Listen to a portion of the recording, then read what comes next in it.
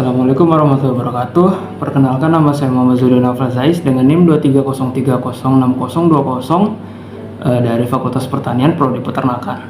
Saya dari kelas PTNB atau Peternakan B. Di sini saya akan menjelaskan tentang sistem reproduksi pada unggas. Sistem reproduksi pada unggas terdiri dari dua. Yang pertama, sistem reproduksi ternak unggas jantan dan betina. Nah, di sini saya akan menjelaskan dan menggambarkan tentang sistem reproduksi pada unggas jantan.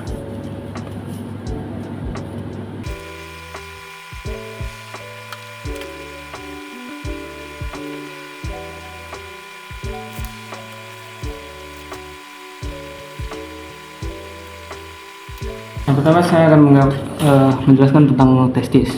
Testis terletak di rongga perut dekat tulang belakang, tidak seperti mamalia yang testisnya berada di luar. Unggas memiliki testis internal. Testis ini berfungsi menghasilkan spermatozoa dan hormon testosteron. Testis kiri biasanya lebih besar daripada testis kanan. Dari testis, sperma akan bergerak ke epididymis, berada di sini. Ini adalah saluran berlekuk yang melekat pada testis. Epididymis berfungsi sebagai tempat pematangan sperma dan penyimpanan sementara. Di sini sperma akan mengalami proses pematangan lebih lanjut. Selanjutnya, sperma akan bergerak melalui vas deferens. Vas deferens ini adalah saluran dari epididymis menuju kloaka yang berfungsi sebagai pengangkut sperma dari epididymis hingga ke kloaka. Terakhir, sperma akan sampai di kloaka. Kloaka ini adalah tempat bermuara sistem pencernaan, ekskresi, dan reproduksi. Kloaka berada di bagian belakang tubuh unggas. Di sini. Pada saat kawin, kloaka jantan akan menempelkan kloakanya ke kloaka betina. Proses ini disebut sebagai kloaka kiss. Seperti yang saya bilang tadi, berbeda dengan mamalia, sebagian besar unggas tidak memiliki penis yang menonjol. Selanjutnya saya akan menjelaskan dan menggambarkan sistem reproduksi pada unggas betina.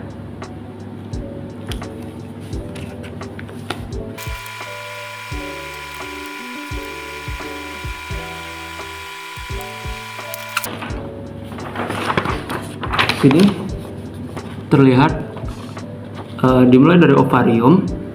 Ovarium pada unggas dewasa betina umumnya hanya ovarium kiri yang berkembang dan berfungsi, dan sedangkan yang kanan mengalami regresi. Ovarium berada di dekat tulang belakang.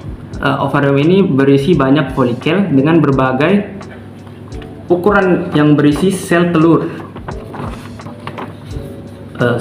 dalam berbagai tahap perkembangannya. Fungsi ovarium sendiri adalah menghasilkan sel telur dan hormon estrogen serta progesteron. Ketika sel telur matang, akan terjadi ovulasi di mana sel telur dilepaskan dan ditangkap infundibulum. Infundibulum ini berbentuk seperti corong, berfungsi menangkap sel telur dan juga menjadi tempat terjadinya fertilisasi pada sperma. Dari infundibulum, sel telur bergerak ke magnum. Bisa dilihat di sini. Magnum ini adalah bagian terpanjang dari oviduk. Di magnum inilah sebagian besar putih telur atau albumin dihasilkan dan ditambahkan ke kuning telur. Lalu selanjutnya telur bergerak ke ismus. Ismus adalah bagian yang lebih sempit dari oviduk. Seperti yang saya gambar di sini, berada di sini. Di ismus membran atau selaput telur terbentuk. Ada dua membran dalam dan luar. Setelah itu masuk ke uterus, berada di sini. Uterus di sini sebagai bagian yang paling lebar. Di uterus disinilah kerabang telur terbentuk. Kerabang ini tersusun dari kalsium karbonat yang disekresikan oleh kelenjar di uterus. Bagian terakhir yaitu adalah vagina, berada di sini. Vagina menghubungkan antara uterus dengan kloaka. Vagina berfungsi sebagai jalur keluarnya telur dan juga sebagai tempat penyimpanan sperma di sperm host glands. Akhirnya telur keluar dari kloaka, yang sama seperti pada unggas jantan. Kloaka di unggas betina juga merupakan tempat pencernaan dan ekskresi.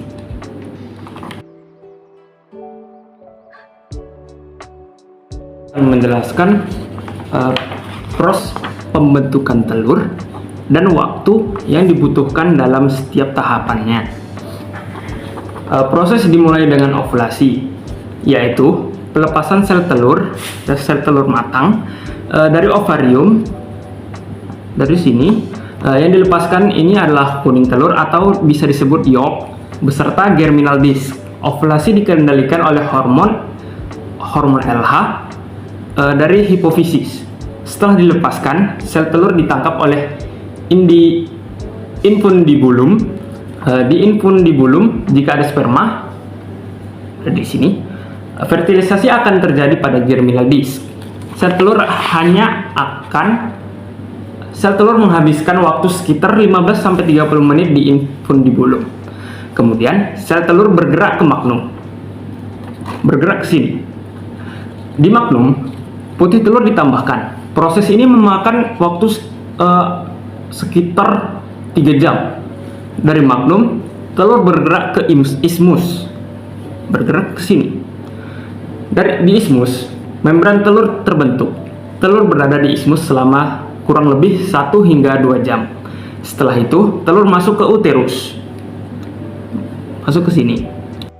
Di uterus, inilah telur habiskan waktu paling lama, yaitu sekitar 18 hingga 20 jam. Selama berada di uterus, terjadi 2 proses penting, yaitu penambahan cairan putih telur atau ke putih telur atau namanya plumping, dan pembentukan kerabang telur. Kerabang telur terbentuk dari pengendapan kalsium karbonat secara bertahap. Lalu yang terakhir, telur melewati vagina hanya dalam hitungan menit. Di vagina, lapisan kutikula ditambahkan sebagai pelindung terakhir sebelum telur keluar melalui kloaka. Jadi, total waktu dari ovulasi sampai telur keluar adalah sekitar 24 hingga 26 jam. Karena proses yang cukup panjang, unggas biasanya bertelur dengan interval sekitar 24 hingga 27 jam dan biasanya terjadi di pagi hari. Menariknya, unggas betina bisa menyimpan sperma dalam